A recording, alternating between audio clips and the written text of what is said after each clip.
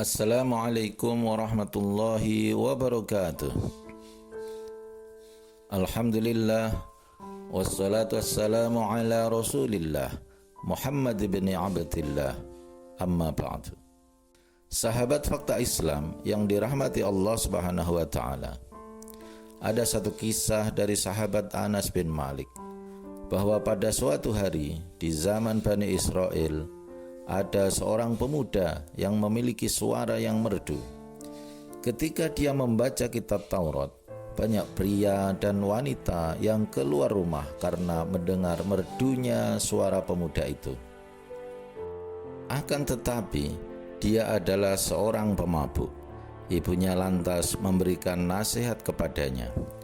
Wahai anakku, berhentilah minum, karena kalau mereka tahu, kamu akan diusir dari sini.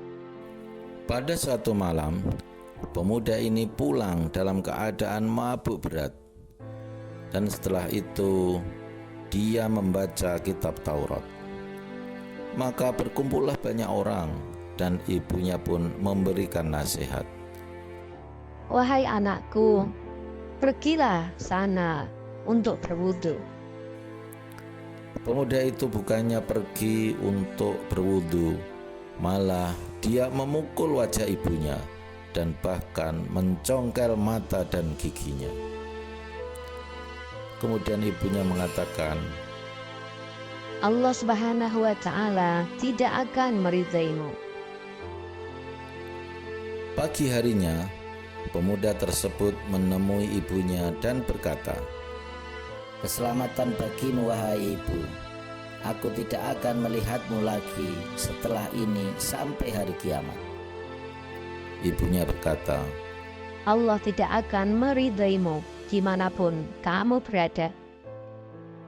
Kemudian sang pemuda pergi menuju ke sebuah gunung dan beribadah kepada Allah Subhanahu wa taala selama 40 tahun hingga badannya menjadi kurus kering.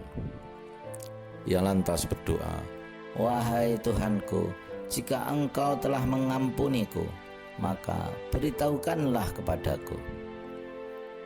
Sejenak kemudian ia mendengar bisikan, Ridhoku kepadamu tergantung kepada ridho ibumu.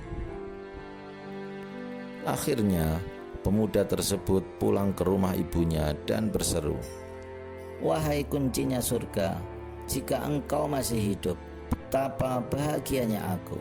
Dan jika Engkau sudah meninggal, betapa sedihnya aku.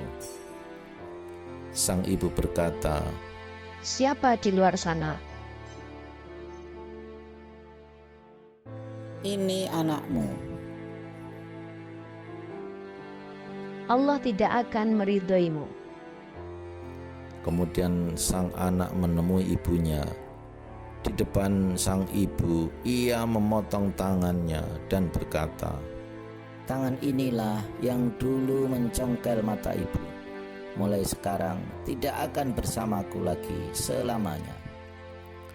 Kemudian ia memanggil penduduk dan berkata, Kumpulkanlah kayu yang banyak dan buatkan api yang sangat besar. Orang-orang melakukan apa yang diperintahkan. Setelah apinya siap, sang anak tersebut melompat ke dalam api. Ia berkata kepada tubuhnya, Rasakanlah api dunia sebelum merasakan api akhirat. Para penduduk memberitahukan hal itu kepada sang ibu.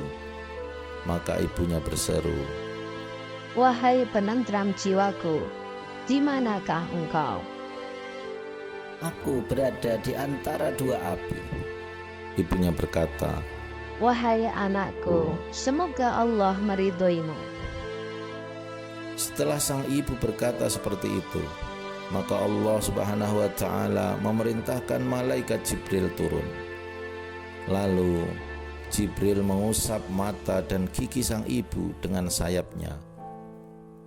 Maka mata dan gigi sang ibu kembali seperti semula.